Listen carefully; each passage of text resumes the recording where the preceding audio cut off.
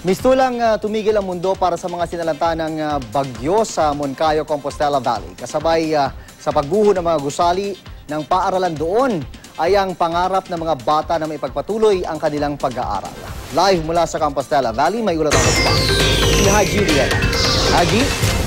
Yes, John, tama ka nga, John. Isa nga itong problema sa mga mag-aaral dito sa bayan ng Moncayo, Compostela Valley dahil mahihirapan sila dahil mga wasak na mga paaralan dahil posible kasi na matagalan pa bago may pagpatuloy ang klase rito. Sa pagbisita ng GMA News kanina sa Moncayo National High School, mga wasak na classroom ang sumalubong sa GMA News. Lahat ng pader nagiba, pati mga bubungan nilipad ng malakas na hangin bunsod ng bagyong Pablo. Ang ginagawang gym ng eskwelahan hindi pinatawad. Para itong latang ni UP, ang mga bubong nagkahiwa-hiwalay at ang mga bakal na poste ay nagtumbahan. Ang faculty room kung saan nakatago ang mga importanteng dokumento ng eskwelahan nalubog sa baha. Pati kisame kasi nito bumigay dahil sa malakas na ulan. Kanina nakausap natin ang ilan sa mga guro at ayon sa kanila ay posibleng matagalan pa bago magkaroon uli ng klase dito. Pag-aaralan pa kasi kung paano ayusin ang mga school record pati ang pansamantalang magiging classroom ng mga estudyante.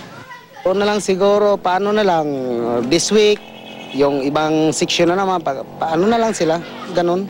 Para lang magkaklase hanggang siguro March. Ang mga nakusap pa natin ng mga estudyante nalulungkot dahil hindi mo na sila makakapag-aral, wala kasing nailigtas na gamit sa eskwelahan.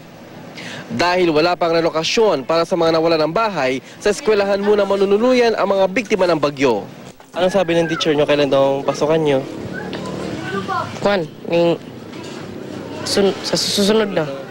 Hindi ba yung nakakalungkot? Wala kayong klase? Kalungkot. Na-miss ang lahat ng subject. Di ba kayo nag-aalala na siyempre? Alala Bakit po? Asa naman sila may eskwela? Wala may eskwelahan. Yung anay klase. Mabata? Tante, edukasyon Bakit po? Para makuhaan sila kuha. Nung sa ilang kurso, makuha. Makuhaan sa kapobre. June, tinatayang nasa 7 na milyon pesos ang kabuuan ng pinsala. Dito lamang yan sa Moncayo National High School. At wala pa kasing record ang kabuuan ng mga pinsala dito sa bayan ng Moncayo dahil patuloy pa, ongoing pa itong sinasagawa ng local DepEd na assessment sa mga pinsala rito. June? Maraming salamat, Haji Rieta.